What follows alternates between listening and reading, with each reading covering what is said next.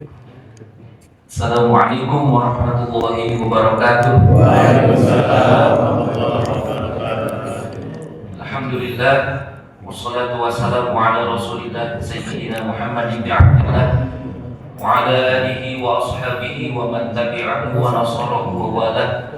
La hawla wa la quwwata illa billah. Asyhadu an la ilaha illallah wahdahu la syarika lah wa asyhadu anna sayyidina Muhammadan abduhu wa rasuluhu la nabiyya ba'dah. Allahumma shalli wa sallim wa barik ala sayyidina Muhammad wa ala alihi wa sahbihi ajma'in. Rabbi yassir wa la tu'assir, rabbi tamim bihil khair, rabbi shrah li sadri wa yassir li amri wa hlul 'uqdatam min lisani yafqahu qawli. Qalu subhanaka la 'ilma lana illa ma 'allamtana innaka antal 'alimul hakim. Qala Allah Ta'ala fi kitabihil karim wa huwa asdaqul qailin. A'udzu billahi minasyaitonir rajim. Laqad khalaqnal insana fi ahsani taqwim thumma radadnahu asfala safilin illa alladziina aamanu wa 'amilus shalihati falahum ajrun ghairu mamnun. Shadaqallahul 'azim. Ma'asyiral muslimin wal muslimat, hadirin jamaah Mushola Al-Azhar rahimakumullah, wabil khusus para pengurus DKM, jamaah, para asatidz, para orang-orang tua kita yang tidak kami sebutkan namanya satu persatu, namun sedikit pun tidak mengurangi takrim, tasyrif, ta'zim kepada para jamaah sekalian, yang mudah-mudahan kita semuanya dalam limpahan rahmat Allah Subhanahu wa Ta'ala. Amin. Syukur alhamdulillah, pada kesempatan pagi hari ini kita masih diberikan banyak nikmat oleh Allah Subhanahu wa Ta'ala. Kalau kata Sayyidina Ali, ini kritik juga buat kita semuanya, Bapak Ibu jamaah sekalian.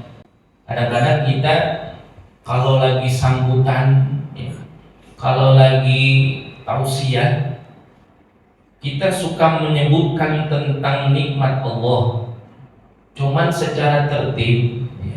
Sayyidina Ali itu mengingatkan kepada kita. Kita kalau disebut nama Sayyidina Ali itu, kalau disebut nama Nabi kan kita bersolawat ya. Kalau disebut nama Sayyidina Ali atau nama para sahabat, biasanya kita sebut dengan radhiyallahu. Tapi ada sebutan khusus bagi Sayyidina Ali. Kalau disebut nama Sayyidina Ali itu karramallahu wajhah. Itu Nabi yang memberikan sebutan seperti itu, didoakan Sayyidina Ali. Sayyidina Ali itu kalau disebut namanya, Rasulullah menyebutkan karramallahu wajhah. Mudah-mudahan Allah memuliakan wajahnya. Karena ada dua riwayat Sayyidina Ali itu disebut karramallahu wajhah.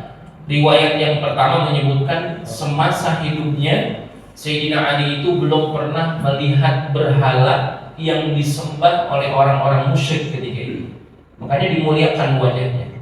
Tapi riwayat yang kedua menyebutkan bahwasanya Sayyidina Ali itu disebut karramallahu wajhah karena semasa hidupnya Sayyidina Ali itu belum pernah melihat kemaluannya sendiri. Dari masih kecil sampai dia meninggal. Karramallahu wajhah. Jadi Sayyidina Ali itu belum pernah melihat kemaluannya sendiri. Kalau kita pernah lihat nggak kemaluan kita? Ya. Pernah ya? Bahkan bukan dilihat doang, dimain-mainin juga ya kan? Jadi kalau disebut nama Sayyidina Ali itu, Rasulullah itu doain. Karena begitu luar biasanya tuh, Sayyidina Ali punya kecerdasan, punya derajat ilmu. Ya. Bahkan Sayyidina Ali itu pernah dikatakan oleh Rasulullah, Ana madinatul ilmi wa aliyu babuha. Kata Nabi, aku adalah gudangnya ilmu, Sayyidina Ali itu pintu masuknya. Makanya berapa kali kesempatan ketika ada pertanyaan dari sahabat, ya, Rasulullah hanya mendelegasikan Sayyidina Ali untuk menjawab pertanyaan-pertanyaan umat. Karena apa? Saking cerdasnya itu Sayyidina Ali. Sayyidina Ali mengatakan kalau bicara tentang nikmat itu, inna min na'imid dunya yakfika al-islamu nikmatan. Ini menjadi rujukan agar supaya ketika kita menyebutkan nikmat-nikmat Allah, Ternyata nikmat Allah yang paling utama yang diberikan kepada kita, Sayyidina Ali mengatakan yakfika al-islamu ni'matan, cukuplah bagi kalian. Ketika bicara tentang nikmat Islam itu yang paling luar biasa. Karena dengan nikmat Islam itulah yang menjadikan kebahagiaan kita. Bahkan Al-Quran menyebutkan wala tamutunna illa wa antum muslimun. Jadi nggak ada yang lain. Ya, tapi kadang-kadang kita nyebutinnya secara tertib memang tidak berurutan ya Pak. Ya, nikmat yang diberikan kepada kita, nikmat sehat, nikmat panjang umur, baru di akhir nikmat Islam, nikmat iman. Boleh nggak apa-apa, tapi secara tertib adabnya memang lebih bagus kita sebutkan dulu.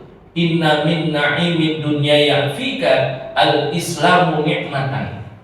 Jadi kenikmatan yang paling luar biasa cukuplah bagi kita.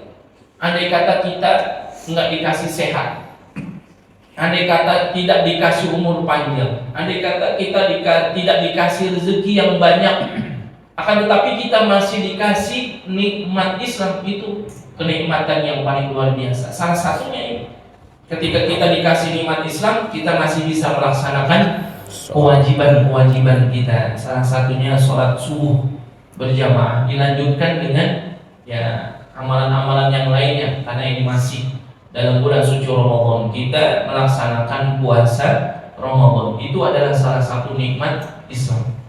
Karena nanti di dalam fikih bicara tentang syarat sahnya orang puasa, yaitu adalah Islam. Kalau dia nggak Islam, nggak sah puasanya. Gitu ya. Jadi kalau misalkan nanti kita nemuin di siang hari ada orang nggak puasa, bisa jadi dia bukan Islam, gitu ya. Tapi jangan dibilang kafir, gitu. Ketemu orang siang-siang nggak puasa, no kafir, jangan. Ya, hakikatnya memang Islam itulah yang membedakan. Bagaimana syariat dijalankan, maka dia itulah Islam. Mudah-mudahan kita senantiasa semuanya wala tamutunna illa wa antum muslimun. Kita nggak bakal dimatikan kecuali dalam keadaan Islam, mati membawa Islam. Dan juga nikmat-nikmat yang lainnya ya, nikmat Islam, sehat, panjang umur, enak, badan sehat enak ya, bisa ibadah, badan sehat, nggak ada penyakit lahir maupun penyakit batin. Ada orang penyakitnya secara zahir nggak ada, tetapi secara batinnya ada penyakitnya, susah juga Pak buat untuk ibadah. Saya punya jamaah di rumah di Cinere, secara zahir dia nggak punya penyakit, tapi secara batinnya dia punya penyakit. Apa? Paling segen datang ke mushola, paling segen datang ke majlis, karena ada penyakit batinnya. Kalau ditanya lu ngapa nggak mau ke mushola, gedeg ada dia. Ada nggak begitu kira-kira? Itu namanya punya penyakit. Penyakitnya bukan penyakit zahir, penyakitnya penyakit batin. Sampai di mushola pulang lagi dia. Lu nggak mau pulang lagi? Gua gedeg ada dia. Nah, emang udah kelihatan kan lantai atas. Gua lihat ada sendalnya. Itu tuh saking gedegnya dia, sampai sendalnya digedegin sampai dia pulang. Ya Allah, berarti penyakit hatinya udah kebangetan. Tapi mudah-mudahan kita semua yang hadir di sini, keluarga kita semuanya sehat lahir batin, dipanjangin umur kita oleh Allah Subhanahu wa taala. Allah murahkan rezeki kita semuanya oleh Allah Subhanahu wa taala. Amin ya rabbal alamin. Shalawat beriring salam selalu tercurah limpahkan kepada baginda Nabi besar Muhammad sallallahu alaihi wasallam, kepada keluarga dan sahabatnya. Mudah-mudahan kita senantiasa istiqomah menjalankan syariat-syariatnya sehingga kelak nanti di yaumil qiyamah mendapatkan syafaatnya. Amin ya rabbal alamin. Ini sampai berapa ya Ustaz? Ini nggak ada nasi uduknya kan? Ya berhubung puasa kan udah disediain air, haus ini mau. Jadi saya mau cerita sedikit saja Pak. Tadi di awal saya udah buka dengan surah At-Tin. Surah At-Tin ini termasuk istimewa ya, surah Ad-Din. Kalau kita lihat secara bahasanya saja, kita akan timbul pertanyaan, Ya, kalau tadi ayat yang saya sebutkan laqad khalaqnal insana fi ahsani taqwim. Ini adalah penggalan daripada surah At-Tin yang diawali ya.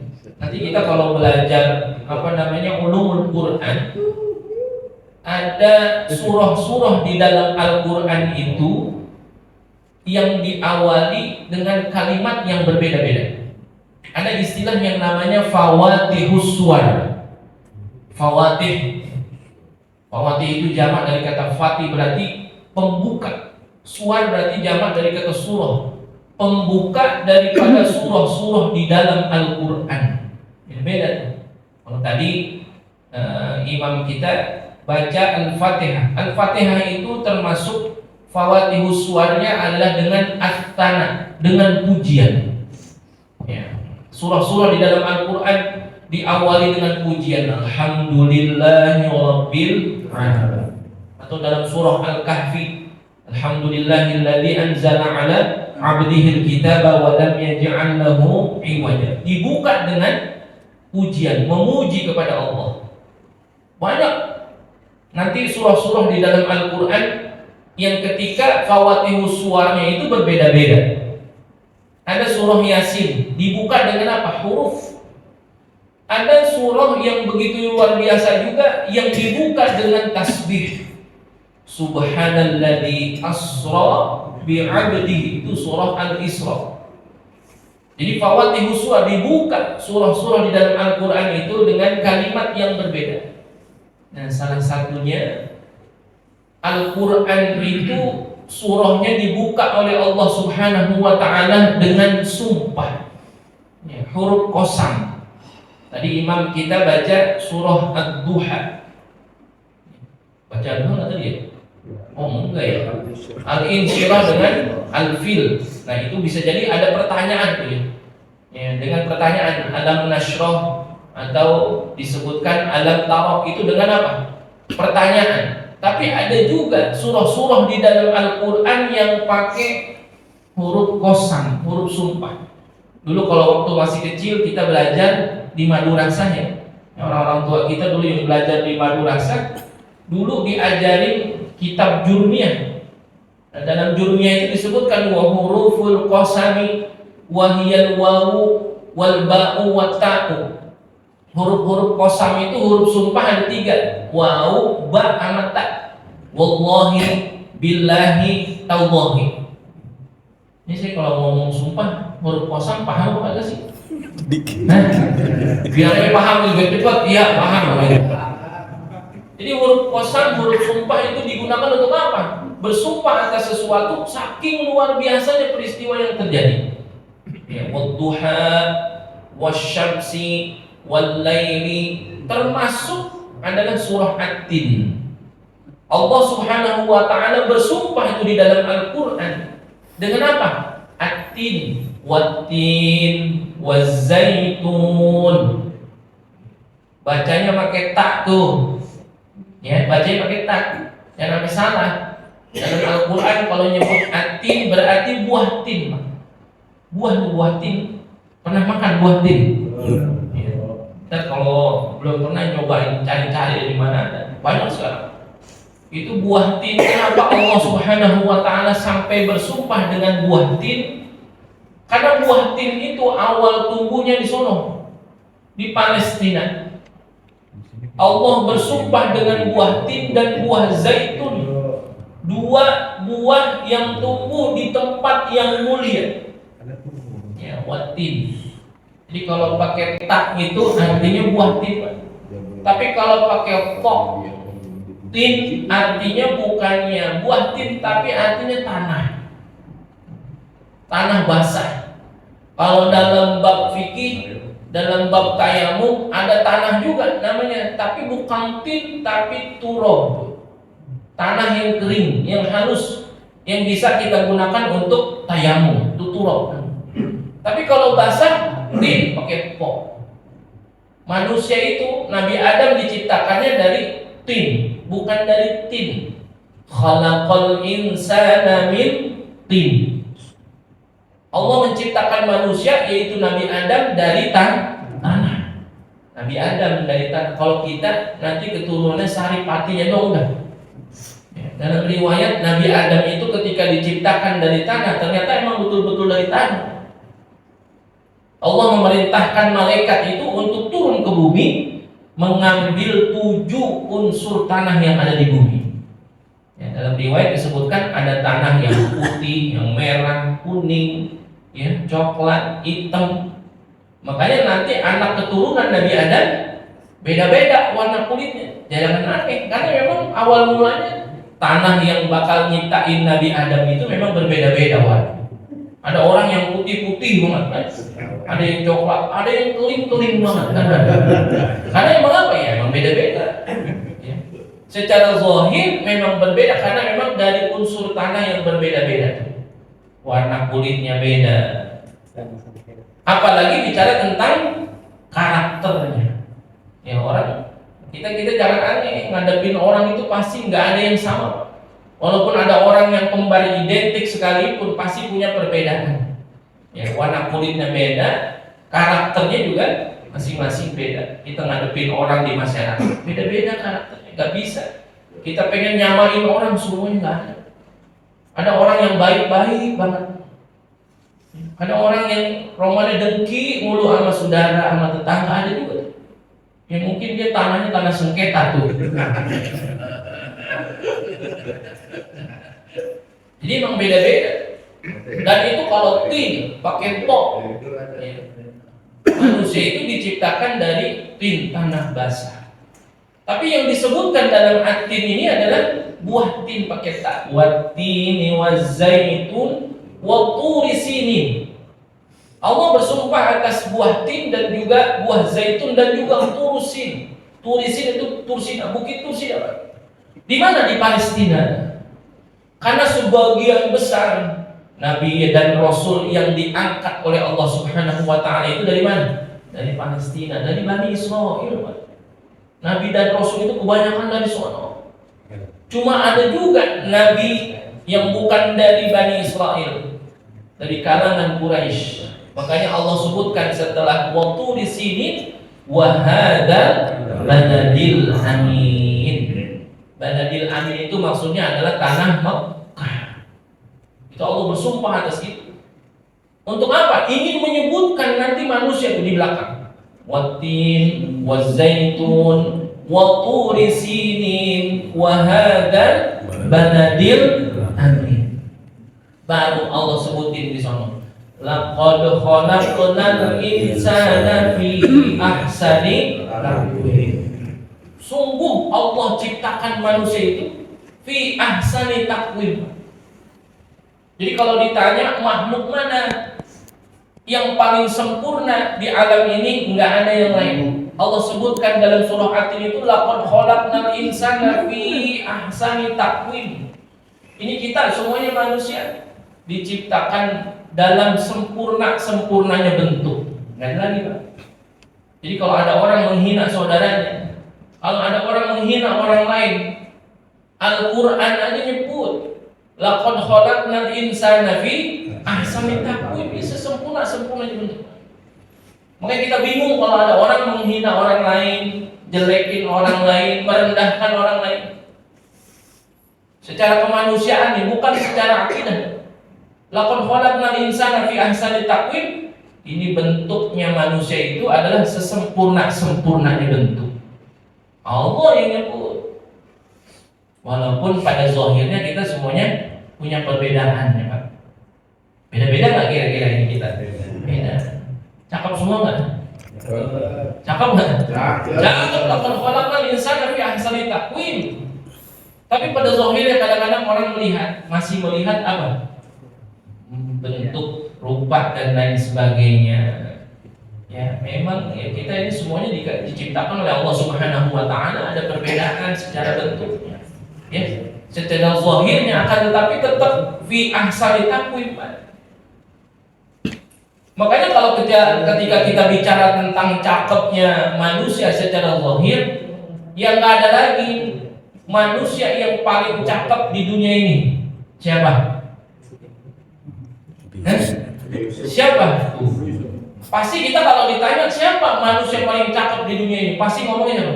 Nabi Yusuf. Padahal kalau kita lihat Pak, Allah menciptakan cakep di dunia ini ibarat kata kayak lingkaran penuh 100%. Lingkaran penuh yang 100% tadi dibagi dua, 50%, setengah. Lalu yang setengah lagi dibagi dua lagi, 25%, seperempat. Jadi full satu lingkaran dibagi dua, setengah. Lalu yang setengah lagi dibagi dua lagi, seperempat sama seperempat. Itu yang setengah dikasih kepada Nabi kita Muhammad SAW sendirian. Jadi cakepnya dunia ini Allah berikan kepada Nabi kita Muhammad SAW berapa? Setengah, 50% buat Nabi Muhammad sendirian. Nabi Yusuf dikasih berapa? Nabi Yusuf dikasih seperempat, 25%. Berarti cakepan mana Nabi Muhammad sama Nabi Yusuf? Kenapa yang sering kita sebut yang cakep itu adalah Nabi Yusuf, bukan Nabi Muhammad? Karena Nabi Muhammad yang selalu kita sebutkan, yang selalu kita ceritakan apanya? Akhlaknya. Padahal kalau bicara tentang perawakan Nabi kita Muhammad SAW, bahkan dipuji, anta syamsun, anta badrun, anta nurun, fauqa nuri. Jauh Pak kemana-mana. Nabi Muhammad 50% sendirian. Nabi Yusuf itu 25% sendirian. 50% sama 25% banyakan mana? Banyakan 50. Tapi orang tua kita kalau 7 bulan yang dibaca surah apa? Selalu surah Yusuf, surah Maryam, surah Yusuf, surah Maryam. Ibu-ibu saya tanya, Bu, kenapa kalau 7 bulan bacanya surah Yusuf? Apa dia bilang? Saya pengen anak saya nanti ketika lahir seperti Nabi Yusuf. Saya bilang, Bu, bagaimana cetakannya? Gitu ya. Ada orang tua berharap nanti kalau lahir anak saya ganteng kayak Nabi Yusuf. Lah, bagaimana cetakannya, Bu? Nah, kita bingung juga kalau anak-anak lahir nggak mirip bapaknya, nggak mirip ibunya, kan bingung. Tapi kata ulama, kenapa sih itu dibaca surah Yusuf, surah Maryam? Itu mengambil tabarukan. Bagaimana diceritakannya Nabi Yusuf punya akhlak ya, bagus, punya wajahnya juga bagus, secara lahir, secara batiniahnya juga bagus. Itu kan Nabi Yusuf ketika di istana ya, ketika mereka perempuan-perempuan di istana itu dikasih pisau sama apel, lalu Nabi Yusuf disuruh keluar, bukan menampakkan wajah, cuma lewat doang. Mereka ngapain? Yang dipotong bukan apelnya, tapi apanya? Tangannya. Saking apa? Terpesona yang melihat Nabi Yusuf. Itu Nabi Yusuf 25%. Bagaimana kalau melihat Nabi Muhammad yang 50%? Masya Allah, bercahayanya luar biasa. Nah itu yang 25% buat siapa? Yang sisanya yang 25% yang seperempat tadi. Yang 25% yang seperempat tadi diberikan kepada umat manusia. Dari zaman Nabi Adam sampai akhir zaman. Termasuk kita ini. Dibagi-bagi. Bagi rata nggak? Kira-kira dibagi rata nggak? Enggak. Kalau dibagi rata cakep semua kita. Mungkin bahkan ada yang kagak kebagian kali ya. Waktu kebagian cakep dia kagak hadir. Nah juga ya. Tapi dapat semuanya. Makanya ketika disebutkan laqad khalaqnal insana fi ahsani taqwim, ini semuanya kita dalam sempurnanya bentuk. Walaupun misalkan nanti secara zahir kita lihat ada kekurangan, yang kita lihat jangan kekurangannya. Ketika Allah sebutkan fi ahsani taqwim, enggak ada makhluk Allah itu yang kurang. Semuanya sempurna. Fi ahsani taqwim. Diawali dengan Allah Subhanahu wa taala itu bersumpah dulu. Menyebutkan sebelum menyebutkan laqad khalaqnal insana fi ahsani taqwim, Allah bersumpah dulu. Saking apanya? Saking luar biasanya itu penciptaan manusia. Itu tadi makanya saya bilang kalau ada orang yang merendahkan orang lain, ada orang yang menghina orang lain, ada orang yang tidak menganggap orang lain, itu bagaimana hakikatnya Allah Subhanahu wa taala udah bersumpah duluan dari awal. menyebutkan kesempurnaan manusia. Laqad khalaqnal insana fi ahsani taqwim. Tapi kita jangan bangga dulu disebut begitu. Yang disebut fi ahsani taqwim itu yang seperti apa? Di ayat selanjutnya Allah sebutkan tsumma radadnahu asfala safilin. Udah dipuji di awal kesempurnaan penciptaan manusia. Tapi nanti kita semuanya akan dikembalikan. Tsumma radadnahu asfala safilin. Allah kembalikan kita ke tempat yang hina. Kata mufassir menyebutkan kata-kata asfala safilin itu adalah tempat di mana tempat yang paling hina di neraka jahanam.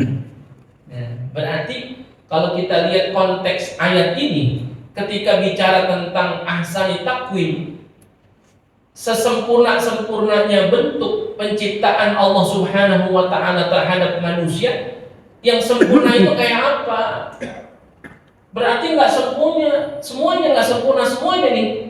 Karena Allah sebutkan tsumma radadnahu asfala safilin. Mereka akan dikembalikan ke tempat yang hina kecuali, makanya ayat selanjutnya menyebutkan illal ladzina amanu wa 'amilus shalihat. Nah, ini kata kuncinya. Jadi kalau kita diciptakan oleh Allah Subhanahu wa ta'ala dengan kesempurnaan yang begitu luar biasa, ciptaan Allah itu sempurna. Tapi ternyata yang sempurna itu bisa menjadi hina kalau apa? Enggak melaksanakan yang dua ini. Illal ladzina amanu wa 'amilus shalihat. Kecuali orang-orang yang beriman dan juga mengamalkan amal-amal soleh. Nah ini penting Pak. Jadi orang kalau nggak ada imannya, lalu tidak beramal soleh, itu tadi akan dikembalikan ke tempat yang hina. Berarti semuanya manusia itu hina kalau tidak beriman dan tidak beramal soleh. Ya Allah. Jadi di awal-awal kita udah dipuji-puji, udah diangkat-angkat ya. Ya, udah diangkat-angkat kita. Udah girang kita. Ya Allah. Allah itu bersumpah atas buah tin, buah zaitun, tursina dan juga buah hadzal baladil amin kepada tempat yang luar biasa yaitu Mekah. Udah diangkat-angkat kita bahwasanya manusia itu diciptakannya dalam sempurnanya bentuk. Tapi di awal disebutkan begitu bukan lagi ngambulin, bukan. Tapi Allah ingin mengingatkan kepada kita. Ternyata orang yang ada dalam posisi tadi fi ahsani taqwim itu yang bagaimana seharusnya? Illal ladzina amanu wa 'amilus shalihat. Beriman. Nanti kalau kata Syekh Nawawi Al-Bantani dalam kitabnya Qawmi'ut Tughyan, Pak, ternyata bicara tentang keimanan itu bukan hanya bicara tentang rukun iman saja. Itu dalam Qawmi'ut Tughyan disebutkan kurang lebih hampir ada 70 lebih cabang keimanan. Jadi kalau bicara keimanan bukan hanya beriman kepada Allah, itu yang utama memang dalam rukun iman. Tapi ada apa? Ada cabang-cabang keimanan yang menyempurnakan keimanan kita kepada Allah Subhanahu wa ta'ala. Tapi kadang-kadang pada prakteknya kita juga kalau bicara tentang keimanan, ini kita ditanya semuanya. Kira-kira kita beriman gak kepada Allah Subhanahu wa ta'ala? Beriman gak kepada Allah ini? Yakin gak? Bapak-bapak kalau sakit minum obat gak? Kalau sakit minum obat nggak? Minum. Namanya tak ditanya Allah-Allahan sama kita. Ya kita kan ya usia-usia kita ini ya Pak. Kadang apa yang namanya penyakit kan bukan yang tua doang ya, yang muda juga. Ya. Makanya orang itu kelihatan muda apa tuanya atau ada penyakit atau kagaknya bukan lagi duduk, bukan, tapi bangun dari duduk. Coba dan tanya ya. Iya kan? Kalau duduk pak kelihatan kita biasa aja, kalau sehat-sehat. Entar kalau bangun dari duduk dah. Makanya ada orang yang sembahyang, ngaji di majelis taklim, itu temennya nggak mau ganti ya. Asal datang terus sih deket-deket gua. Emang apa? Entar kalau gua bangunin gua, bantuin. Dan gitu ya. Kan orang pak nih kayak ibu-ibu nih. Ibu-ibu tuh sekarang yang umurnya 60, umurnya 70, ada umurnya 50. Itu mukanya kayak umur 30, Pak. Ada nggak? Ada. Karena apa? Skincare-nya mahal. Iya, umur 60, 70 kayak umur 40 dia. Karena apa? Skincare-nya mahal. Gitu ya. Kalau muka bisa dibohongin, tapi kalau dengkul nggak bisa kan? Coba deh. Orang mukanya Ramadan masih glowing banget. Cuma kalau bangun udah susah banget. Iya, grepe-grepe. Makanya dalam bab fikih, Pak. Ya, dalam bab fikih ini, dalam bab sholat, kita ketika bicara tentang sholat itu, seafdol-afdolnya orang sujud di dalam sholat itu. Jadi orang sujud itu, afdolnya adalah mendahulukan anggota tubuh secara anatomi berurutan.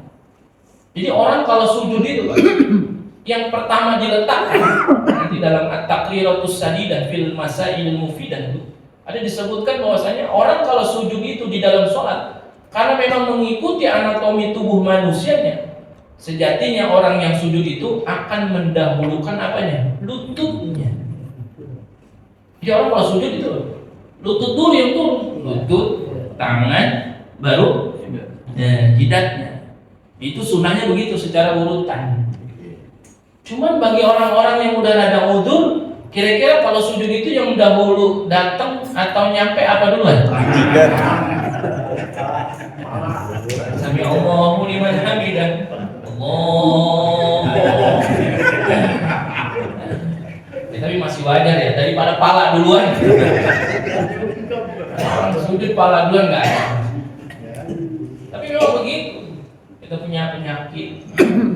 Makanya kalau ada orang-orang yang udah sepuh-sepuh, ya ketemu ngobrol, kan nggak ada orang tua ngobrolin kerjaan, ada nggak ada. Kalau anak muda ketemu pasti dia nanyain urusan apa? Yang ditanya kuliah di mana? Wajar. Yang umur 25 tahun dia bilang kuliah di mana atau kerja di mana? Ya itu emang pertanyaannya begitu. Ntar kalau udah umur 30, 35 nanya siapa? Anak. Aku ditanya anak udah berapa? Ntar kalau umur 50 yang ditanya apa? Cucu udah berapa gitu. Ntar kalau udah di atas itu yang ditanya apa? Ini ada aki-aki berempat ngobrol. Ya. Yang apa? Yang diributin apa? Waduh, kaki gua sakit banget. Yang satu tuh mendingan kaki ini gua pinggang. Udah berapa banget duduk lu nggak bisa gua kan.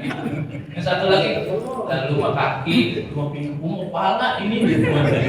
Yang keempat gak kalah, lu mendingan kaki, pinggang, pala, lu semuanya sakit. Iya, yang diobrolin bukan lagi kuliah, bukan lagi kerjaan, bukan anak, bukan cucu.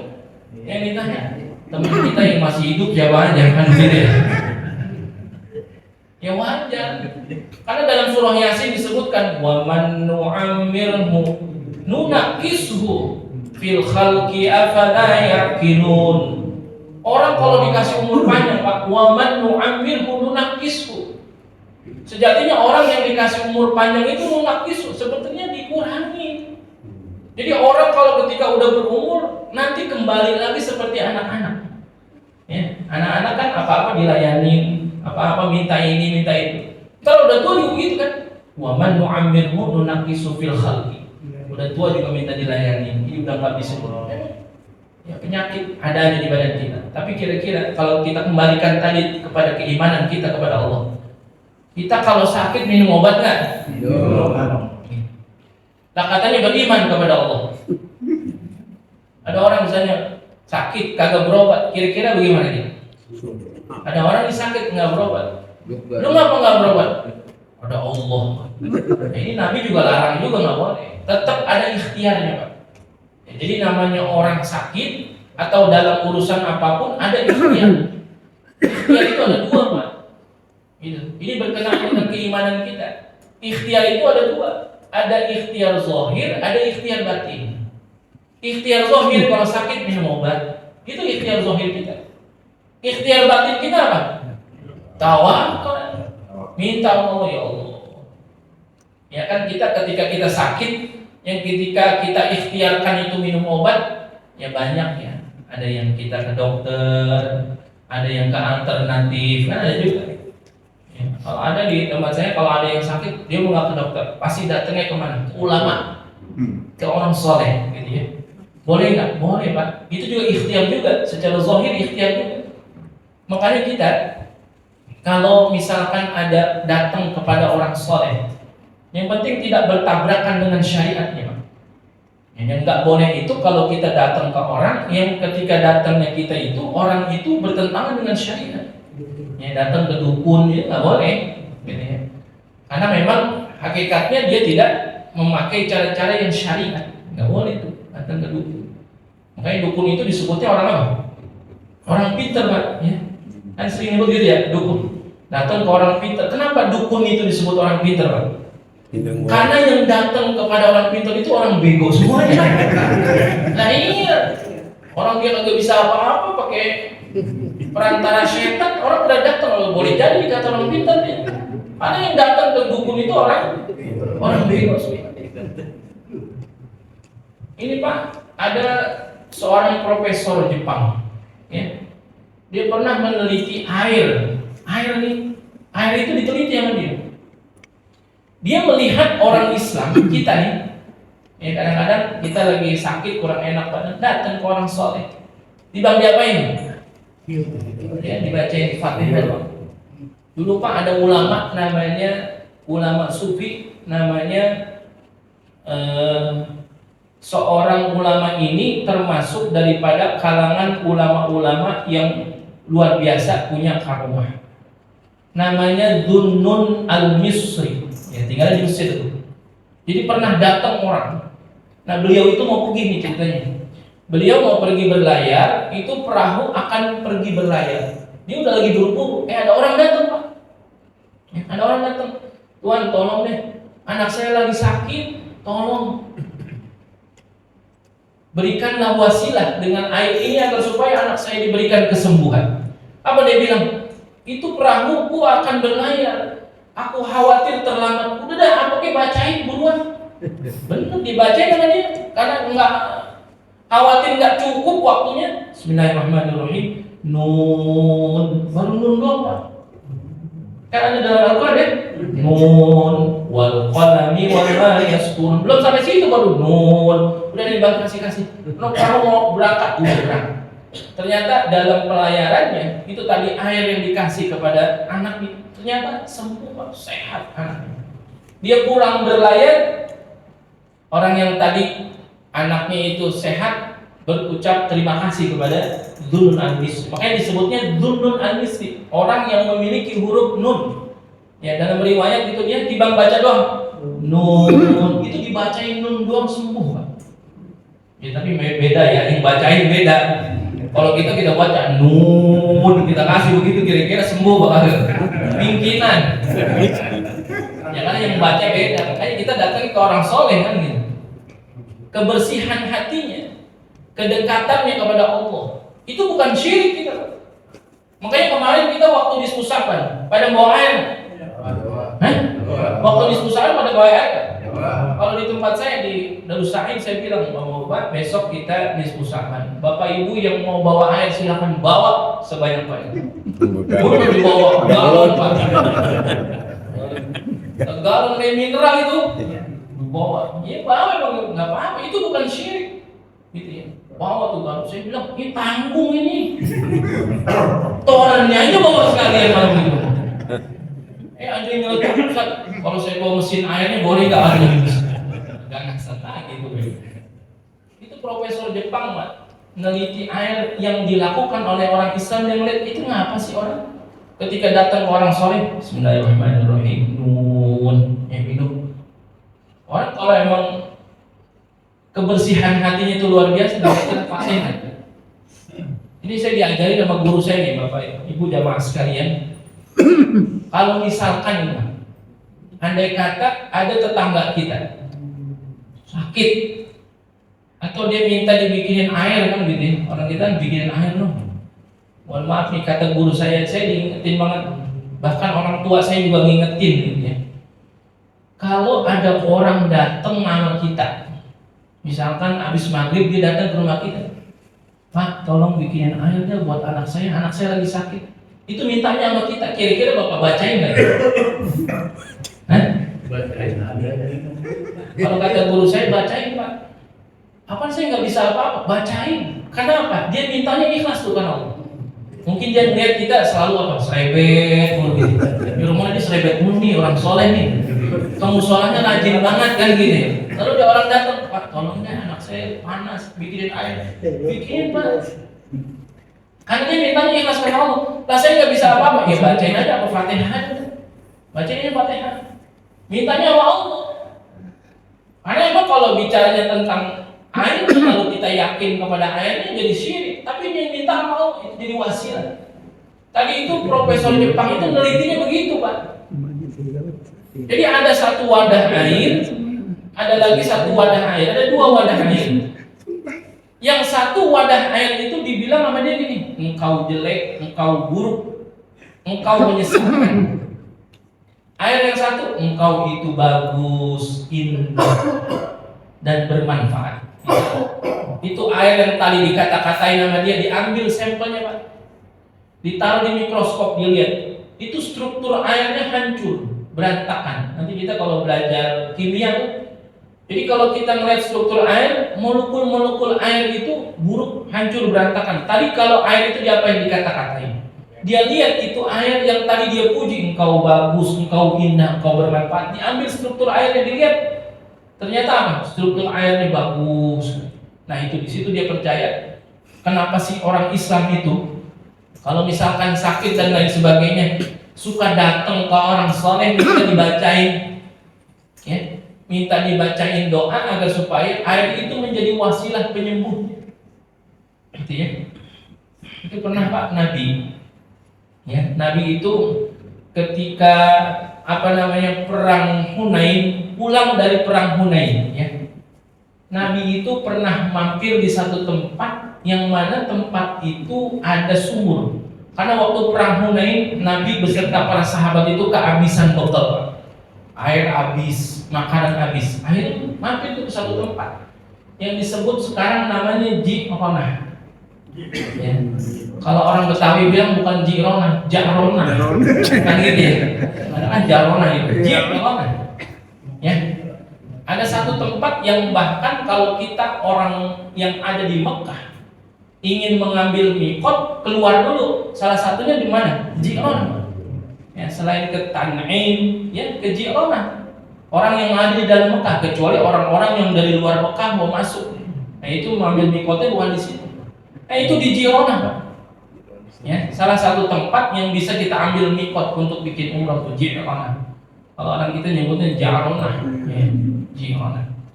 Mudah-mudahan yang belum pada ada kesempatan ke sono bisa ke sono ya Pak. Amin. Siapa yang belum Pak? Angkat tangannya. Mudah-mudahan jadi doa.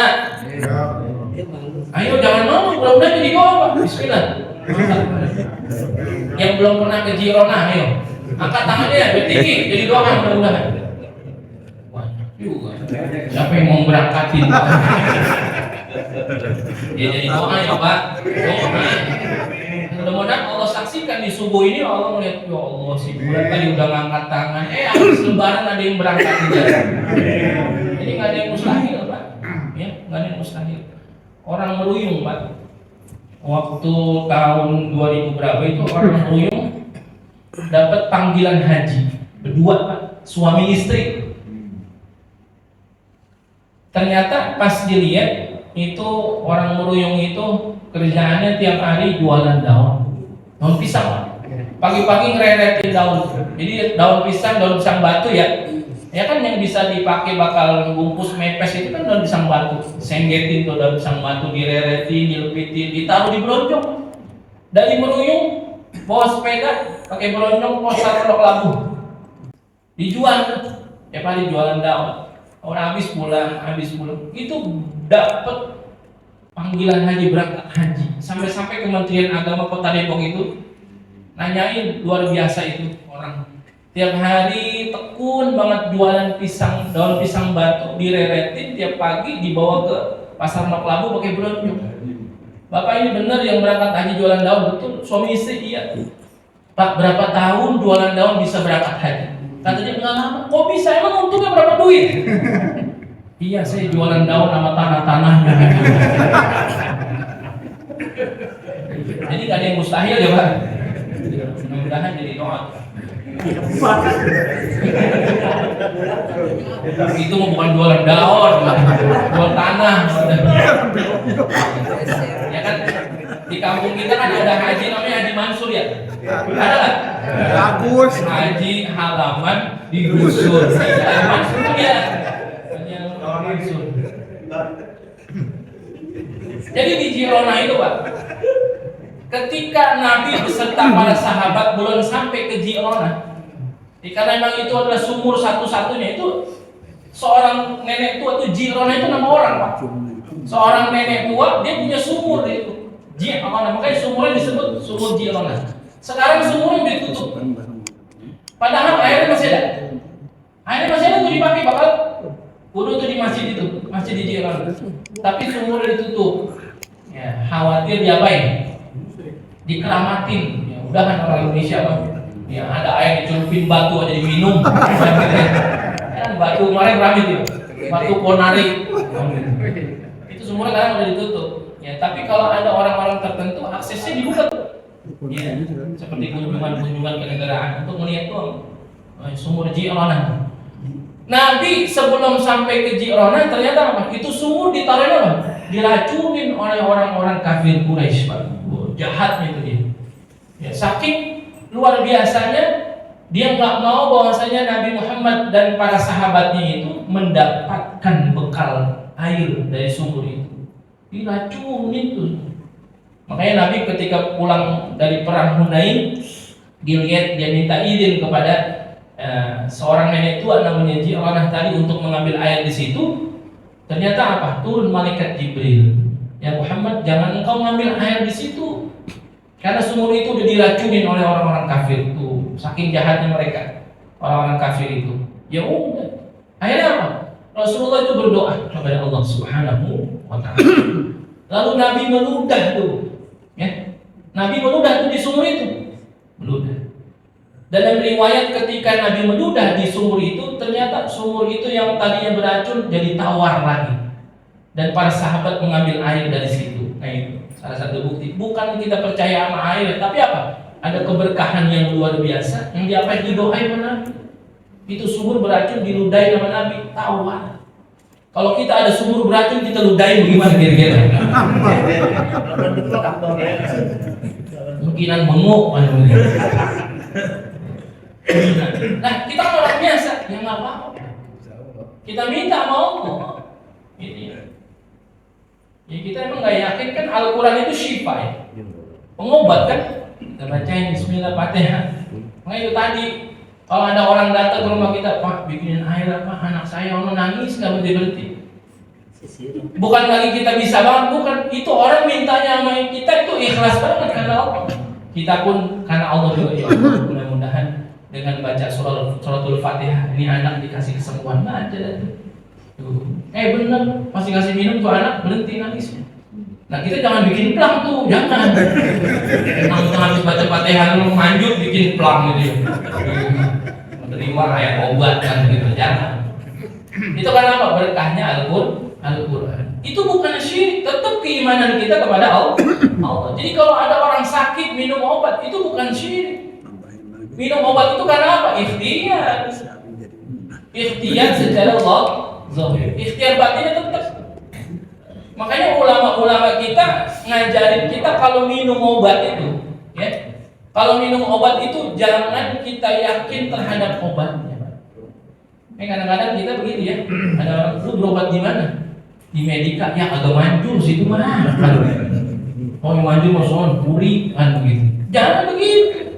Ada orang sakit kalau emang belum dikasih sembuh, sampai ke Singapura sekalipun dia berobat, kalau emang belum Allah kasih sembuh, belum obat. Karena orang yang sakit itu, ada orang yang sakit itu ketika dia sakit bukan tiba-tiba dia sakit, Pak. Ini terus apa kagak ya? Terus. Masih pagi. Ya kali gitu. Mau tadarusan ya. Bel dah. Suruh orang rumah tidur. Itu orang sakit Pak, jam 9 menyiksa apa Pak? Dalam riwayat Pak, orang yang sakit itu ternyata ketika dia mau sakit, Allah itu mengutus malaikat. Survei dulu Pak. Jadi ketika ada orang sakit itu nggak ada orang yang sakit itu tiba-tiba sakit, nggak ada. Ini yang perlu kita yakini. Makanya tadi ketika bicara tentang illal ladzina amanu, kecuali mereka yang beriman. Tapi orang-orang yang beriman itu meyakini orang sakit itu bukan sakit tiba-tiba. Ya Allah, apa dia itu? Tadi sembahyang subuh masih sama gua. Jangan kayak begitu, karena hakikatnya apa? Allah. Wa idza maritu fahuwa yashfi. Emang ketika kita sakit Allah yang nyembuhin, karena emang sakit itu datang dari Allah. Allah juga yang ngasih kesembuhan. Jadi dalam riwayat ada orang yang mau sakit nih Pak. Ternyata Allah mengutus 4 malaikat. Ya. Jadi ketika mau sakit Allah mengutus 4 malaikat. Malaikat yang pertama Allah utus kepada si fulan yang akan sakit. Apa? Kata Allah, cabut dari mulutnya kenikmatan makannya. Makanya orang sakit enak makan nggak? Emang Allah cabut tuh Pak. Ternyata yang menyambut nikmatnya makan dari mulut kita itu malaikat yang berbeda. Masing-masing ada tugas itu malaikat. Cabut dari mulutnya, makanya nggak enak. Banyak orang sakit makan apa juga nggak enak kan? Sampai pepesan tai burung juga nggak enak Pak. Orang sakit tuh, iya nggak? Orang sakit apa yang nggak enak? Makanya kita salah kadang-kadang, mohon maaf nih, anak orang tuanya sakit, bapaknya sakit. Itu yang kita heran, kenapa giliran bapaknya sehat belum pernah ditanjain yang enak-enak? Iya kan? Giliran bapaknya sakit baru ditanjain yang enak-enak. Pak, pengen makan apa Pak? Sate ya Pak? Sop Pak, sop yang di Parung Pak. Duren ya Pak, duren. Sini duitnya Pak, saya beliin. Jangan. Bapak-bapaknya juga yang beli. Kadang-kadang ada anak emang kurang ajar juga orang tua itu. Orang tuanya lagi sehat, belum pernah ditanjain duren. Apa giliran sakit baru ditanjain? Mbak, pengen makan duren? Tahu orang lagi sakit. Agak enak toh, mulut agak enak, apa juga agak enak kan gitu. Yang enak apa emang Mbak kan gitu. Emang anak kurang ajar. Ini pernah Pak. Jadi orang tuanya itu bukannya kesel sama anak, bukan. Dia pengen ngasih pelajaran kepada anaknya tuh ya. Jadi orang tuanya lagi sakit, apa aja ditanyain dalam hati, ya Allah, kemarin gua lagi sehat, belum pernah gua ditanyain apa-apa. Ngapa gila lagi sakit, apa aja ditanyain ini ya? Orang tuanya, ya dalam hati bukan kesel, ngasih pelajaran kepada anak. Akhirnya apa, dikumpulin anaknya semua. Sini dah, ngumpul semuanya. Bapak mau apa ya Bang? Sekarang begini dah, bikinin gua pepesan tai burung. Kata anaknya, wah, ini bapak penyakitnya berat, Roman udah ngaco sih ngomongnya kan gitu. Lah segala pepesan tai burung diminta kan gitu. Akhirnya apa kata anak yang paling tua, bikinin dah. Takut ini permintaan terakhir bapak. Roman mau nyumpahin bapaknya mati nih. Khawatir ini permintaan terakhir bapak. Ya udah ngumpul tuh anak-anaknya semua, udah bikinin. Ya dicari itu tai burung Pak. Ya, kan sekarang nyari tai burung gampang ya? Gampang nggak? Gampang. Orang di mana-mana pada biara burung kan, tinggal minta aja tai burung. Disengetin daun, diirisin serai, bawang, cabai. Ya, layaknya orang pepes kan? Jadi bungkus tai burung rapi, dipepes rapi, udah mateng. Mbak, ini udah mateng Mbak, pepesan tai burung. Kata bapaknya apa? Ya taruh di situ dulu. Nah, kata anaknya tadi mintanya kayak sengke kan gitu. Kalau tahu gitu ya, mintanya kayak sengke maksudnya apa? Kagak mati minta. Taruh di situ dulu. Mbak, ini bagaimana? Buka dah, buka. Pas udah dibuka, ini bagaimana Pak? Lu dah dulu cobain kan gitu kata bapak. Tadi dia yang minta, sekarang kita yang nyobain. Akhirnya berembuk anak ini sampai nyobain. Dulu yang anak paling tua dah. Akhirnya anak yang paling tua nyobain.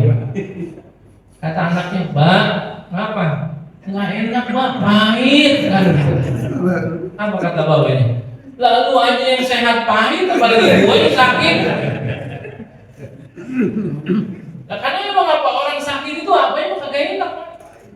Karena apa? Allah cabut dari mulutnya kenikmatan makannya.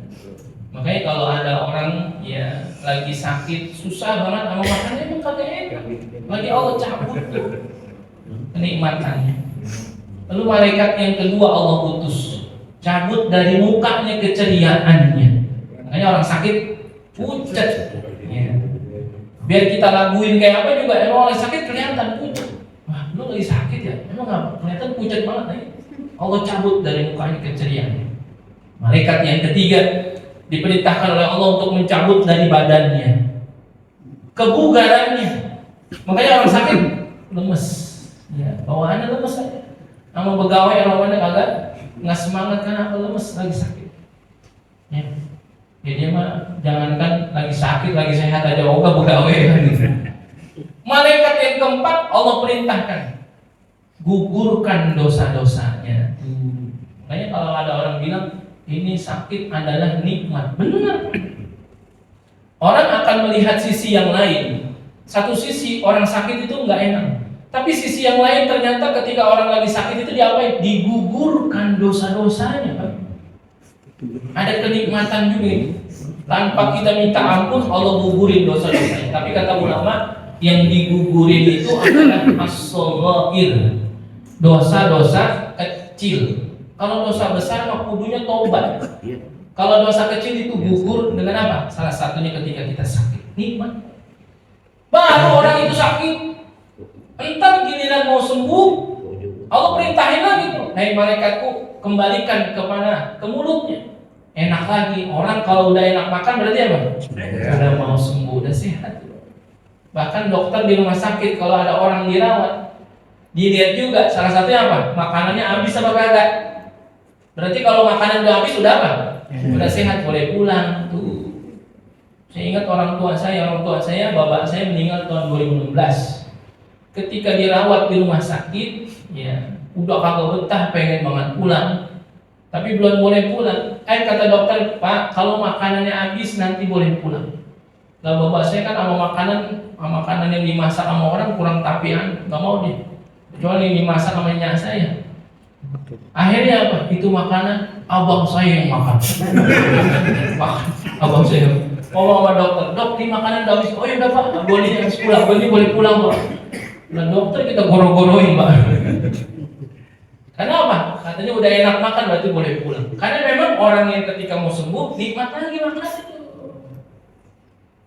Lalu malaikat yang kedua Allah utus lagi, kembalikan ke wajahnya, ceria lagi, cengar lagi, berarti udah sehat. Malaikat yang ketiga kembalikan ke badannya, bugar lagi, udah berarti. Tapi malaikat yang keempat ketika bertanya kepada Allah, bagaimana dengan dosa-dosanya Allah? Jangan engkau kembalikan dosa hambaku, buang yang jauh tuh. Makanya orang yang sakit diampunin dosanya, nikmat Pak. Makanya kita kalau dikasih sakit itu salah satu nikmat. Kita yakin sakit itu datang dari Allah, itu bentuk keimanan juga Pak. Tapi ketika kita sakit, ikhtiar kita tetap ada. Ngapain minum obat, ya, istirahat dan sebagainya, itu ikhtiar. Kita yakin ini sakit Allah yang kasih. Ketika kita minum obat, ya, yang kita harus lakukan ketika minum obat itu, karena obat itu adalah makhluk. Yang namanya makhluk itu tidak bisa mendatangkan manfaat atau mudarat kecuali atas izin Allah. Makanya kalau minum obat jangan lupa tuh. Kata ulama-ulama tauhid, ketika kita minum obat, celah itu obat. Maksudnya celah itu artinya obat itu nggak bisa memberikan manfaat. Allah yang ngasih manfaat. Makanya bapak-bapak kalau minum obat bilang tuh ke obatnya, obat, engkau hanya makhluk, tidak bisa mendatangkan manfaat atau mudarat. Yang bisa mendatangkan manfaat mudarat hanya Allah Subhanahu wa Ta'ala. Nanti kalau minum obat gitu Pak, ngomongnya depan rumah tuh, obat. Iya, ada orang liwat, nah itu dia ngapa? Dia pulang kuliah subuh dari musola al-azhar itu dari begitu. Kata orang, jangan ke musola al-azhar aja, jadi PK loh. Maksudnya apa? Dalam hati. Gitu. Kita i'tiqadkan bahwasanya obat itu hanya perantara. Yang memberikan kesehatan itu adalah Allah Subhanahu wa Ta'ala. Itu bentuk apa? Bentuk keimanan kita. Illal ladzina amanu. Itu keimanan. Jadi bukan hanya bicara percaya kepada Allah. Ternyata aspek kehidupan kita sehari-hari itu ada cabang keimanan. Nah, ini salah satunya ketika disebut wa amilus sholihat. Ternyata bicara keimanan itu harus diiringi dengan amal soleh. Kita percaya doang, tapi tidak beramal soleh ya nggak sempurna. Tadi penyebutan bahwasanya fi ahsanit taqwim itu akan sempurna kalau ada orang-orang yang beriman kepada Allah, beriman kepada malaikat, kepada hari akhir, beriman kepada rukun iman, dan kesempurnaan itu dengan apa? Beramal soleh. Salah satu amal soleh yang kita lakukan yang sekarang lagi kita jalani di bulan suci Ramadan. Makanya Al-Quran menyebutkannya, ya ayyuhalladzina amanu kutiba alaikumus shiyam. Diwajibkan bagi orang-orang yang beriman itu untuk berpuasa. Yang dipanggil itu apanya? Imannya. Berarti sekarang kalau ada orang-orang yang tidak berpuasa atau enggan dia melaksanakan puasa, bagaimana? Ya, imannya perlu dipertanyakan. Karena hakikatnya dengan keimanan itulah kita bisa melaksanakan amal-amal soleh. Mudah-mudahan amal soleh kita ini berdasarkan keimanan kita kepada Allah Subhanahu wa ta'ala. Apapun yang dilandasi atas keimanan, mudah-mudahan Allah ridho terhadap kita semua. Amin ya rabbal alamin. Mungkin ini saja yang dapat saya sampaikan. Mudah-mudahan ada manfaatnya. Mudah-mudahan kita tetap dalam keadaan fi ahsani taqwim. Orang-orang yang senantiasa memelihara keimanan dan senantiasa melaksanakan amal-amal soleh, ya. Illal ladzina amanu wa amilus sholihat falahum ajrun ghairu mamnun. Nanti Allah kasih ajrun, pahala, ganjaran yang besar, ghairu mamnun, enggak ada lagi jaminan. Hakikatnya pahala yang terbesar, hadiah yang terbesar yang diberikan kepada kita adalah ketika dia beriman kepada Allah dan juga beramal soleh. Mudah-mudahan sehat semuanya, kita bisa melaksanakan puasa, kita bisa melaksanakan ibadah, memaksimalkan ibadah kita di bulan suci Ramadan, dan betul-betul kita keluar dari bulan suci Ramadan menjadi pribadi-pribadi yang bertakwa kepada Allah Subhanahu wa ta'ala. Al-Fatihah. Bismillahirrahmanirrahim. Alhamdulillahi Rabbil Alamin. Ar-Rahmanir Rahim. Maliki yaumiddin. Iyyaka na'budu wa iyyaka nasta'in. Ihdinas siratal mustaqim. Siratal ladzina an'amta 'alaihim ghairil maghdubi 'alaihim waladdallin. Amin. Wa'fu 'anna ya karim. Alhamdulillah ya arhamar rahimin. Allahumma bihaqqil Fatihah, bisirril Fatihah, wa bi karamatil Fatihah, wa bi mu'jizatil Fatihah, wa bi barakatil Fatihah, wa bi anwaril Fatihah. Ya farijal ham, ya kashifal gham, ya man 'abdihi yaghfir wa yarham, ya dafi'al bala ya Allah, ya dafi'al bala ya Rahman, ya dafi'al bala ya Rahim. Allahumma ij'al jam'ana hadha jam'an marhuman wa tafarruqana min ba'dihi tafarruqan maqsuman. Ya Allah biha, ya Allah biha, ya Allah bihusnil khatimah. Ya Allah biha subhanakallahumma wa tahiyyatuhum fiha salam wa akhiru da'wahum alhamdulillahi rabbil alamin. Terima kasih. Kalau lebih mohon maaf. Wallahul muwaffiq ila aqwamit thoriq. Assalamualaikum warahmatullahi wabarakatuh.